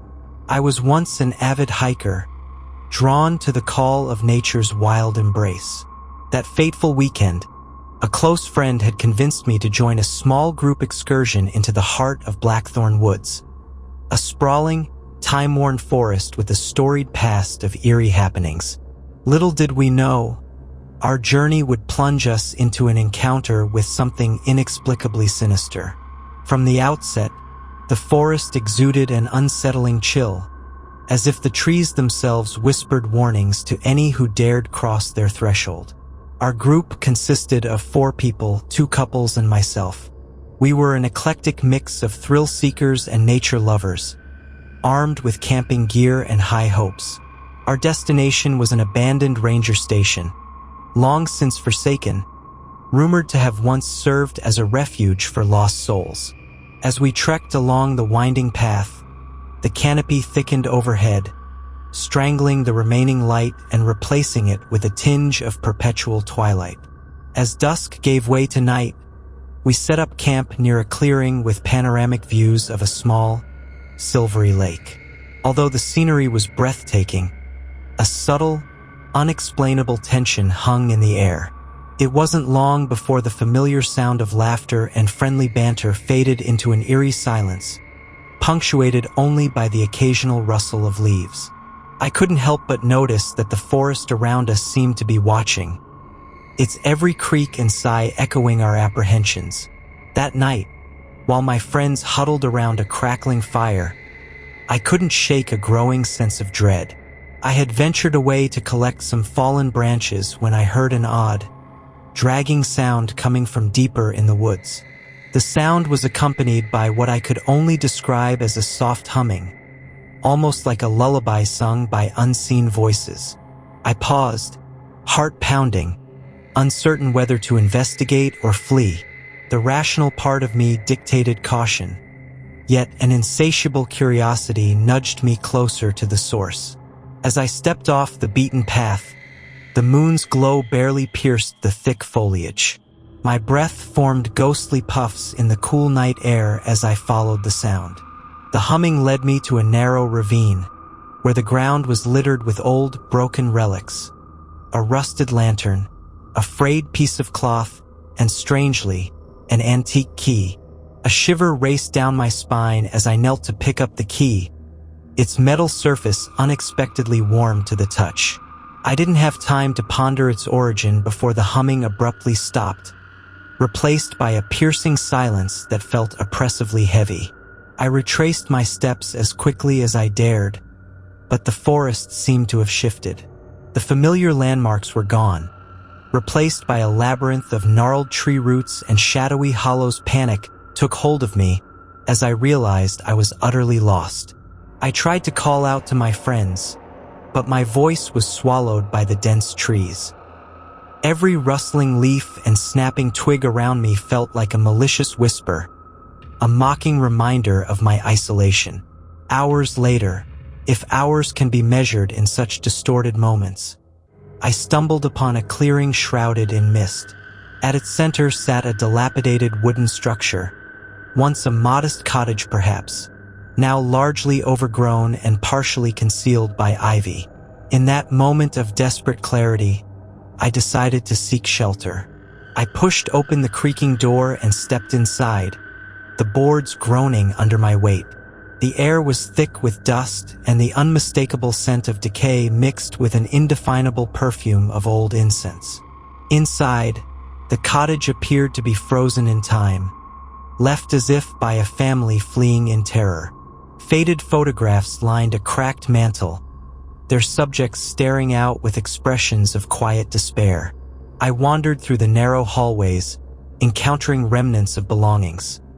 A child's doll with one glassy eye missing, a tarnished silver spoon, and a journal with its cover scrawled in spidery handwriting. Reluctantly, I opened the journal, hoping to find clues about the cottage's past and, perhaps, a route to safety. The entries, dated back a century, revealed a chilling story. They told of a family plagued by misfortune and despair, tormented by a spectral presence that had haunted their every waking hour. The father's desperate words leaped off the pages, detailing nights filled with ghostly figures that manifested at the edge of vision and eerie voices that pleaded for deliverance. The final entry described the horrific moment when the specter claimed the youngest daughter, her laughter turning into anguished cries in the dead of night. As I read those words, a cold hand of sorrow wrapped itself around my heart, and I sensed that the cottage was a mausoleum of memories too painful to bury. While I absorbed the weight of these tragedies, the temperature in the room plummeted suddenly. I watched, paralyzed, as the antique key, still warm in my hand, began to vibrate softly. A translucent figure emerged by the doorway, its form barely discernible in the meager light. The apparition's eyes, deep pools of sorrow, fixed on me, and I could hear a faint, desperate cry for help echoing from somewhere beyond the veil. Frozen in fear yet compelled by an inexplicable need to understand, I took a hesitant step toward the figure. It moved with a deliberate slowness, as if every inch was measured in grief. The ghost led me into a dim corridor that I had not noticed before, and as we walked, the temperature dropped further until my skin prickled with the sensation of ice. The whispering voices rose in a soft chorus around us, a lament for lives lost and warnings unheeded. I followed the specter through a narrow doorway into a hidden room. There, on a dusty table, lay a faded family portrait. It was the same family whose stories filled the journal, each face contorted by deep-seated sorrow and remorse. I recognized the child from the portrait. Her eyes seemed to plead with me, as if asking me to right a wrong long overdue. Suddenly, the ghost ceased its motion and gestured toward the key on my palm. It was as if it beckoned me to use it. With trembling fingers, I inserted the key into a small, ornate lock embedded in the table. A soft click resonated through the chamber, and a secret compartment slid open, revealing a bundle of letters addressed to my dearest Ellie. The letters told of a forbidden love that had torn the family apart, a love that summoned jealousy, betrayal, and ultimately, a curse.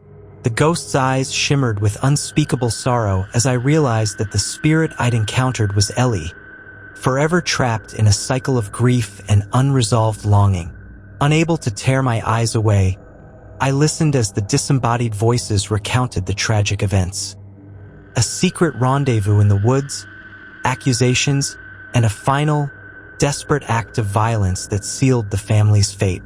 Ellie had been the innocent victim of a rancor born in secrecy, a victim who had been silenced and condemned to wander the earth as an echo of unhealed trauma. As the room filled with the faint scent of sorrow and lost time, I knew that I was witnessing a story that transcended my own existence. When the apparition finally vanished, leaving behind only the lingering echoes of heartbreak and regret, I was left alone in the cold silence of that ghostly chamber. In that moment, I made a silent vow, not only to escape the cursed woods, but also to ensure that Ellie's tale of love and betrayal would not be forgotten. Retracing my steps, I managed to find my way out of the cottage through a hidden passage behind a crumbling bookshelf. Re-emerging into the forest, I realized that the night had begun to wane, replaced by a reluctant dawn that filtered weakly through the mist. The forest's oppressive presence had lifted ever so slightly, as if acknowledging that I had borne witness to its ancient sorrow. With every step I took toward the edge of Blackthorn Woods, I carried the haunting echoes of that tragic family story. The forest had shared its secret with me, leaving an indelible mark on my soul, a reminder that some spirits linger in the shadows of nature, forever bound by a past too terrible to forget. I eventually reunited with the rest of my group, who had been frantically searching for me. Although I tried to explain what I had experienced, my words seemed to falter in the face of the inexplicable horrors that had unfolded in those forgotten corridors of time. In the days that followed, I couldn't escape the feeling that the forest and its tragic inhabitants were always just a heartbeat away, watching and waiting in the silent spaces between the trees. Even now, long after leaving Blackthorn Woods, the memories of that night continue to haunt me. I find solace only in the hope that by recounting my ordeal, I can shine a light on the spectral legacy that clings to the deep, unyielding wild. The ghost of Ellie and the sorrow of her family remain a somber reminder of the past, a past that refuses to fade, as persistent and relentless as the whispering wind among the ancient trees. Our chilling tale concludes here. Ready for the next ghostly whisper? I still remember it as if it were yesterday, even though that fateful autumn seems like another lifetime now. The chill in my bones wasn't just from the brisk night air. It was born of terror that snaked its way into every crevice of my soul. I'm here to confess, to let the truth spill out in every whispered word. I'm the one who survived, and tonight, I relive every harrowing moment spent in that isolated cabin. My journey began on a nondescript Friday when my friends and I decided to seek solace in the rustic calm of a remote woodland retreat. I had been the reluctant one, my intuition screaming caution, but the promise of escaping our chaotic lives drowned out my doubts.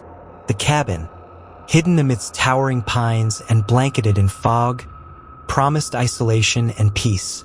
Little did I know it harbored secrets too dark for daylight. As we approached the cabin, I was the only one who sensed an unnerving stillness hanging in the air. I remember saying, "Does anyone else feel like we're being watched?" But my words evaporated into the quiet as if swallowed by the forest. My friends laughed it off, attributing it to nerves and the eerie setting. Yet, every step I took towards that creaking structure was heavy with foreboding. Once inside, the silence deepened. The cabin's interior was a tapestry of shadows and murmurs. The thick wooden walls, the flickering light of an old oil lamp, and the silence that seemed to hum a low, unending note made me feel like an intruder in a domain where time had long been forgotten. I spent the first night awake, haunted by phantasmal movements at the edge of my vision and soft murmurs echoing down the hallways, as if the past was trying to communicate its sorrow. It wasn't long before the terror escalated. In the dead of night, I distinctly heard footsteps pacing back and forth outside my room. My heart pounded, each beat a desperate drum calling for escape. I awoke to find muddy footprints trailing away from my door, leading to an ancient, sealed attic that none of us had dared to open.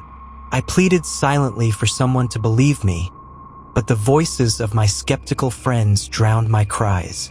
As days bled into nights, the cabin revealed its sinister nature in full. I recall one particular evening with all the clarity of a nightmare. I was alone in the kitchen, preparing a meager supper, when an icy gust extinguished the lamp. In the ensuing darkness, a whisper, barely audible, spoke my name. I froze, my hands trembling, as the whisper grew louder, demanding, accusing, mourning. With every ounce of courage left, I fumbled for my phone, but the device only flashed a distorted static before going dead. I knew in that moment that the line between the living and the dead had blurred. Over the following weeks, strange occurrences became the norm. Doors would slam on their own, objects vanished and reappeared in the oddest places, and the sound of phantom weeping haunted the corridors during long, sleepless nights. I attempted to document these occurrences, scribbling frantic notes and recording faint voices, but every playback yielded nothing more than eerie static and unexplained background noise. I was losing myself, my grip on reality fraying like the edges of a worn-out quilt.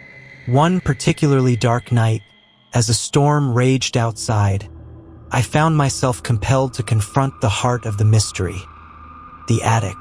With a candle clutched in my shaking hand, I ascended the narrow, creaking stairs. The door groaned open, revealing a room thick with neglect and despair. Dust motes danced in the faint candlelight, and a palpable sense of sorrow permeated the air.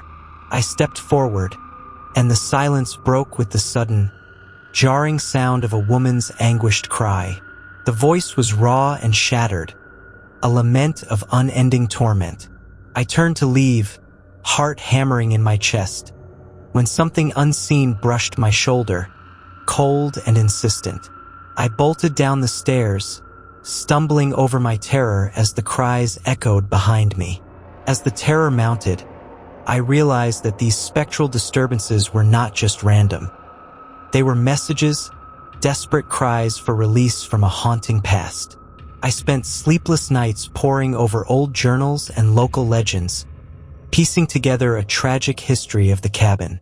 The records told of a long-forgotten family shattered by betrayal and an untimely death that left a lingering darkness. It became evident that the cabin was not simply a structure of wood and nails, but a repository of grief and despair, the tortured remnants of souls trapped between worlds. There was a moment when I almost lost hope entirely. One stormy night, while huddled in the corner of the living room, I was besieged by a force so intense I felt paralyzed.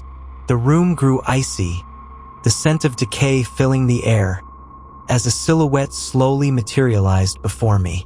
In that ghastly visage, I saw eyes brimming with sorrow and rage, a mirror of the cabin's tortured past. The figure spoke in a voice that was both a warning and a plea. "Release us." The message was clear. The spirits were bound, imprisoned by the sins of the past and desperate for salvation. I vowed in that chilling moment to uncover the truth behind their anguished cries and to put their tormented souls to rest. Haunted by that encounter, I delved deeper into the history of the cabin. I sought out local records and interviewed older residents who spoke in hushed tones of a betrayal so profound that the echoes of tragedy still reverberated. Every answer I uncovered only deepened the mystery and the horror of what I was entangled in. The cabin wasn't just haunted. It was a crucible of remorse and cruelty. Its walls, creaking under the weight of untold secrets, had borne witness to unimaginable grief. Returning to the cabin felt like a descent into madness. I moved through the rooms as if they were corridors of a decaying mausoleum, every creak and groan a symptom of deep unrest. At night, when the world outside was silenced by darkness, I heard their conversations, hushed voices arguing in despair, pleading for acknowledgement. The pressure of their unending sorrow seeped into my bones, blurring the line between my pain and their eternal misery. I began to question my own sanity, wondering if I was merely a vessel for the cabin's accumulated anguish.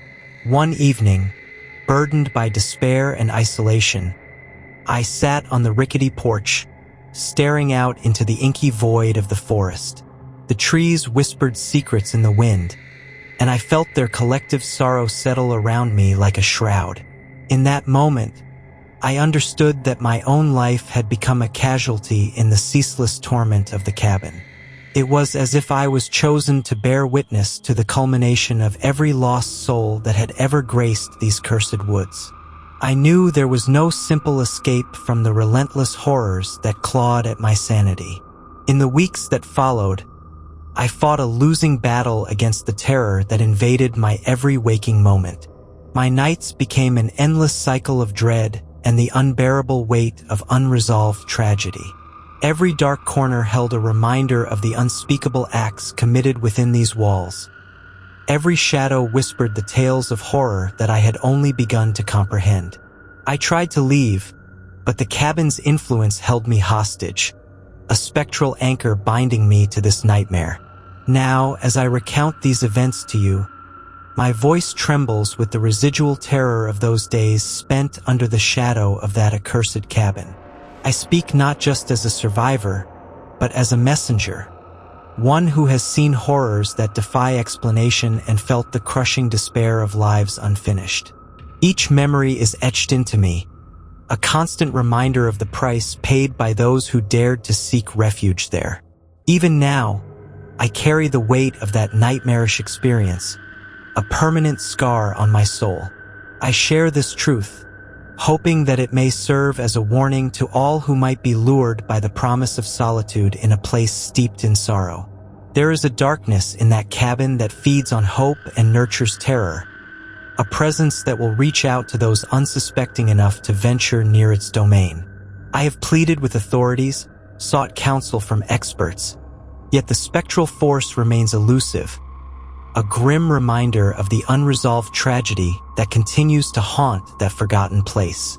Every time I close my eyes, I see the spectral figure, hear its agonized plea, and feel the bitter chill of that fateful encounter. The memories persist, unyielding and relentless, and I am left to wonder if the price of uncovering such darkness was ever worth it. Even as I now find refuge in the small light of day, the night brings the return of old phantoms, and I am haunted by the echo of that unending sorrow. Our chilling tale concludes here. Ready for the next ghostly whisper? I'd always believed that a weekend in nature would be a restorative retreat from the constant pressure of everyday life. Yet nothing could have prepared me for the terror that would unfold during that ill-fated camping trip. It was a crisp, late autumn evening when I drove out to a remote stretch of woodland far from the nearest town. I had chosen a spot near an abandoned farmhouse that local lore whispered about, a place said to be tainted by sorrow and secrets. I wasn't traveling with anyone that weekend. I craved solitude, unaware that the isolation would soon become my undoing. The drive up was shrouded in a dense fog, and the winding roads led me through a forest that seemed to sway with a hidden intent. When I arrived, the farmhouse stood dilapidated, its dark, empty windows staring out like the eyes of a long-forgotten sentinel. I set up my small tent in an open clearing behind the building, choosing a spot where the ground was soft with fallen leaves and the silence was nearly complete. I lit a small fire to warm myself, its flickering light battling the deepening shadows of the surrounding trees. That first night, the forest fell utterly silent, as if holding its breath. I settled into my sleeping bag with a book, determined to ignore the ominous appearance of the farmhouse looming in the background. However, as I turned the pages, I couldn't shake an unsettling sensation that crept under my skin, a feeling that I was not alone. As the fire dwindled to embers, the chill in the air grew sharper, and I felt an inexplicable drop in temperature that no fire could fend off. I remember exactly when it started. The soft, almost imperceptible sound of footsteps crunching on the leaf-strewn ground just beyond the edge of my camp. They were measured and deliberate, coming closer and then pausing as though whoever was there was waiting. My heart pounded, and I listened intently, hoping the sounds were nothing more than a trick of the imagination. But then I heard it again, a low, mournful hum that vibrated through the very air. I tried to convince myself that it was merely the wind weaving through the broken windows of the old farmhouse. Yet deep down I knew it was something far more sinister. As I lay awake that night, every creak of the trees and every rustle of the underbrush sent shocks of terror through me. At one point, I dared to unclip the flap of my tent to peer into the darkness. The light from my dying campfire barely cut through the gloom, and I saw a fleeting shadow dart behind a tree. The silhouette was tall and unnaturally still, and for a split second, I felt as if its hollow eyes were fixed on me. I slammed the flap shut and retreated into the relative safety of my sleeping bag, my mind racing with thoughts of ghosts and curses. The next morning, a heavy mist blanketed everything. I emerged from my tent with bleary eyes, half expecting the terror of the night to have been a nightmare. Yet the evidence around me told a different story. My small campfire pit had been disturbed. Ashes were scattered as if in a desperate attempt to erase what had been there. I also found strange, circular imprints on the ground near my tent, patterns that appeared deliberately made, not by an animal but by something with a purpose. I knelt to inspect them, my fingers trembling as I traced the soft depressions in the moist earth. They bore an eerie resemblance to markings from an ancient ritual, something meant to summon or ward off spiritual entities. I decided to explore the grounds around the farmhouse in search of any clues that might explain the haunting events. The building itself, with its sagging roof and peeling paint, seemed to exude an aura of despair and loneliness. Stepping carefully on the creaking porch, I made my way inside. The interior was shrouded in thick layers of dust and cobwebs, with broken furniture scattered about, remnants of lives that had once been. In one of the dim rooms, I discovered a faded journal tucked away in a forgotten drawer. Its pages were yellowed and brittle, but they told a story of sorrow, a chronicle of a family whose lives had been shattered by a tragic event, mysterious disappearances, loss of loved ones, and a descent into madness that culminated with the family abandoning the house. The final entries hinted at a desperate ritual intended to bind a malevolent spirit, though the notes ended abruptly, leaving a chilling uncertainty in their wake. Determined to know more, I returned to my campsite with the journal clutched in my hand. As dusk settled again over the woods, I felt compelled to piece together the fragments of the past. I lit a small lantern and sat by the remnants of my fire, reading the entries aloud in the quiet twilight. The words described a night not unlike the one I was now experiencing. A night of inexplicable sounds, fleeting shadows, and an oppressive air of impending doom. I could almost feel the pain of the souls trapped within the pages, as if the journal itself was a conduit for their lingering despair. As the night deepened, I began to hear sounds again, this time unmistakably closer and more insistent. The footsteps returned, pacing steadily around my tent. The hum I had heard the previous night now rose into a mournful wail, as though the very fabric of the forest were mourning the tragedy of the past. Unable to remain passive any longer, I gathered my courage and decided to confront the source of the disturbance. I stepped outside, the cool night air wrapping around me as I followed the sounds toward the farmhouse. With each hesitant step, the hum intensified, merging with the rustling of leaves and a soft, sorrowful whisper that seemed to call my name. The path led me back to the side of the old farmhouse, where I found something that froze my blood. Near the base of a large, gnarled oak, I discovered a set of footprints, small, deliberate, and unlike any animal I knew. The footprints led to a clearing behind the house, where the air seemed to pulsate with an unseen energy. It was there that I saw her, a figure standing motionless beneath the oak, clad in a tattered dress. Her face was pale and her eyes were filled with an overwhelming sorrow that reached through to my very soul. For a moment, I was transfixed by her haunted expression. In it, I saw the reflection of every lost hope and every shattered dream left behind in that forsaken place. She turned slowly, and as her gaze met mine, a torrent of emotions surged within me: grief, longing, and an indescribable connection to the past. I tried to speak, but my voice failed me. The spectral woman then raised a trembling hand, as if beckoning me closer, and with a gesture filled with both warning and plea, she motioned toward the farmhouse.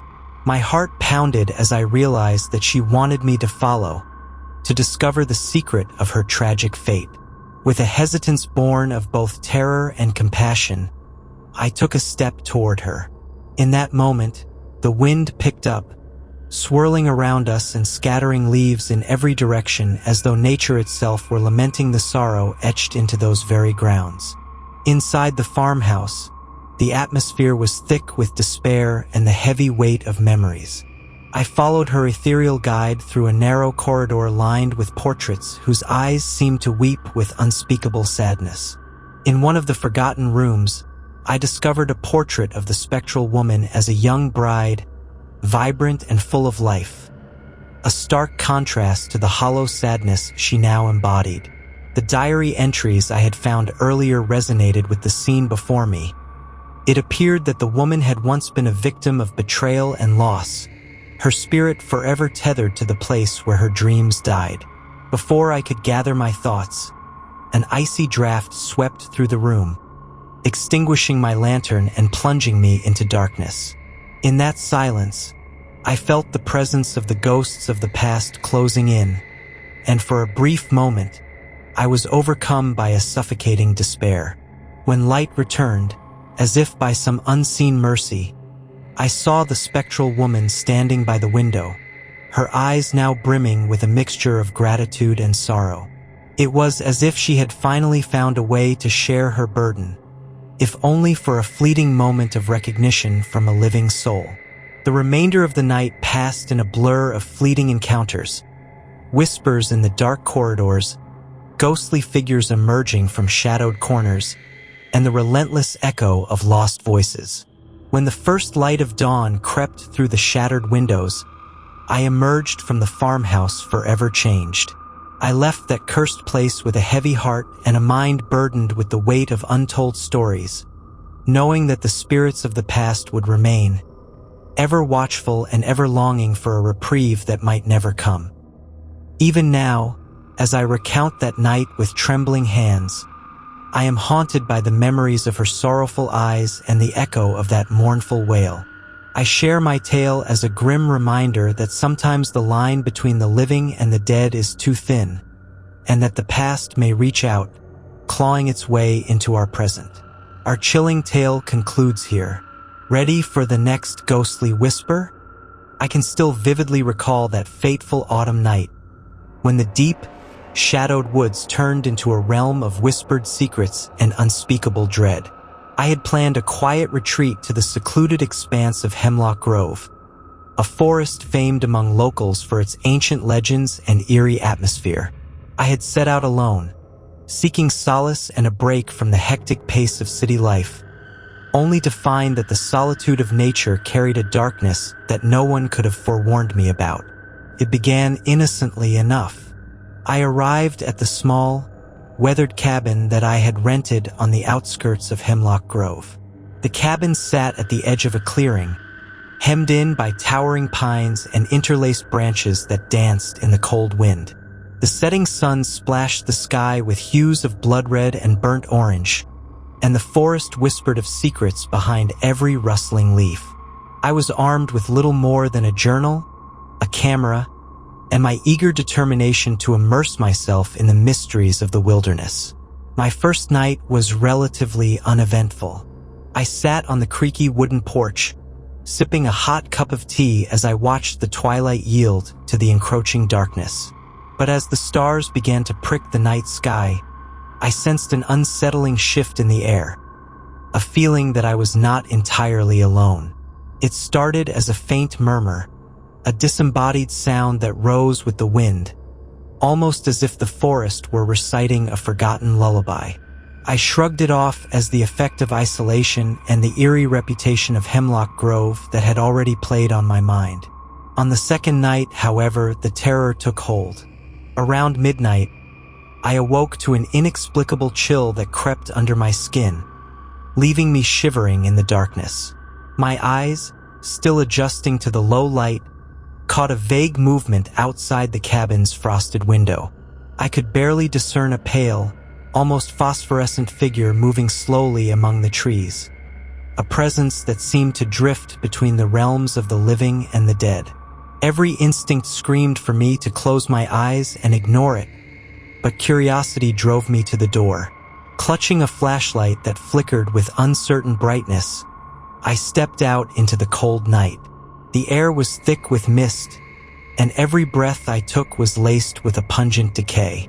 I followed the spectral figure as it glided silently along a narrow deer track that wove deeper into the forest. With each step, the surroundings grew stranger. The familiar sounds of nocturnal creatures were replaced by an eerie, almost melancholic hum. After an anxious trek, I arrived at a clearing illuminated by the ghostly glow of a full moon. Dominating the clearing was a twisted oak. Its gnarled branches sprawled out like contorted arms.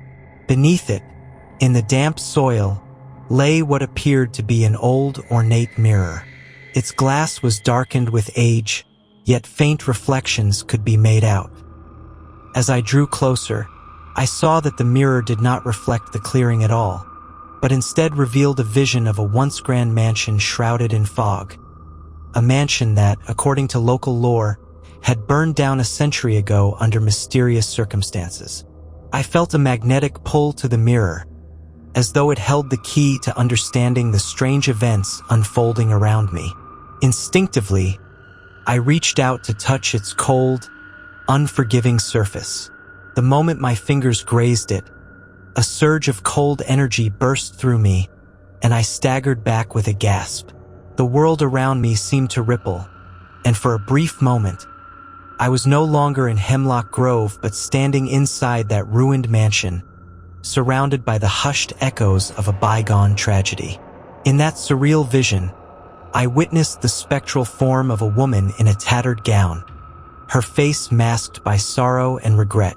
She wandered through a hall lined with portraits whose eyes followed her every step, as if mourning her lost life.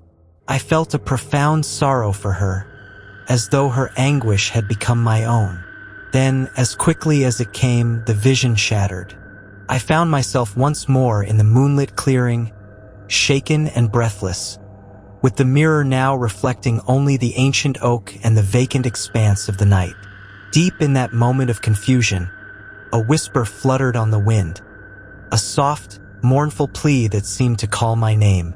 The sound resonated deep inside my chest, urging me to uncover the truth behind these apparitions.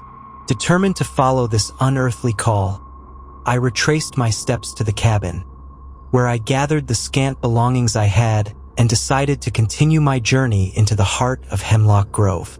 The following day, the forest appeared deceptively benign under the pale light of dawn. I left the cabin and followed a narrow, overgrown path into a denser part of the woods. The chirping of birds and rustling of small animals lent a temporary sense of normalcy, yet my earlier experience gnawed at my nerves. I recalled the vision of the mansion and the sorrowful ghost, but I could not shake the eerie certainty that the forest held deeper secrets. As the day wore on, I discovered an abandoned stone well hidden behind a veil of ivy. Its rim was covered in ancient runes that pulsed faintly as though imbued with mystical energy. Drawn by an overwhelming mix of dread and fascination, I peered into the depths of the well. The darkness below was almost tangible, and as I leaned in, a cold gust of wind burst forth, carrying with it fragments of a voice, a cry that was not quite human. The sound ricocheted off the stones, leaving me with a lingering sense of impending doom. Night fell again, and with the cover of darkness, the forest revealed yet another layer of its haunted persona. I returned to the clearing under the twisted oak, clutching the mirror I had discovered. This time I carried additional tools, a voice recorder and my journal, intent on capturing any ghostly evidence that might explain the mysterious phenomenon. I set up my equipment in the clearing and waited, straining to catch every sound that the dark forest might offer. Hours passed slowly, and just as I began to doubt my own sanity, the air around me grew unnaturally still. The usual nocturnal orchestra fell silent, replaced by an oppressive hush that pressed in on all sides. Then, the mirror began to shimmer again, and the forlorn figure of the woman emerged, her eyes burning with an unspoken sorrow. This time, however, her spectral form seemed to be reaching out, an ethereal hand beckoning me closer. I mustered every ounce of courage and stepped forward, my heartbeat echoing in my ears like a thunderous drum. In a voice that trembled with both fear and compassion, she spoke words that I could barely decipher through the veil of time and sorrow. She whispered of a tragic love, a betrayal that had doomed her family, and a curse that bound her soul to these cursed woods. As her apparition faded slowly into the night, the last remnants of her voice reverberated in the clearing, leaving behind a silence that was both beautiful and heartbreaking. From that night onward, I was never the same. The forest had shown me the scars of its tortured past, and I had become entwined with its spectral legacy. I spent the following weeks retracing the clues left in the whispers of Hemlock Grove, piecing together the fragments of a story that was as old as the trees themselves. A tale of forbidden romance, shattered promises, and the inexorable grip of a curse that had claimed untold lives. I left Hemlock Grove with more questions than answers, forever marked by the sorrow of the woman's tragic tale. Yet, in sharing my experience, I hope to remind others that the natural world is not always as it seems. Beneath its majestic beauty lies an undercurrent of mystery and melancholy, a hidden history of pain and loss that continues to echo through the ages. Even now, whenever a chill wind blows or a solitary path appears before me in the fading light of dusk, I am reminded of that spectral voice and the mournful eyes of a ghost who still wanders Hemlock Grove. Her story, and that of the cursed well, the ancient mirror, and the ruins of a forgotten mansion, serves as an enduring testament to the idea that some secrets are meant to remain hidden in the dark recesses of time. I now know that when nature whispers its secrets, one must listen and tread carefully, lest the past come hauntingly alive once more. Our chilling tale concludes here. Ready for the next ghostly whisper?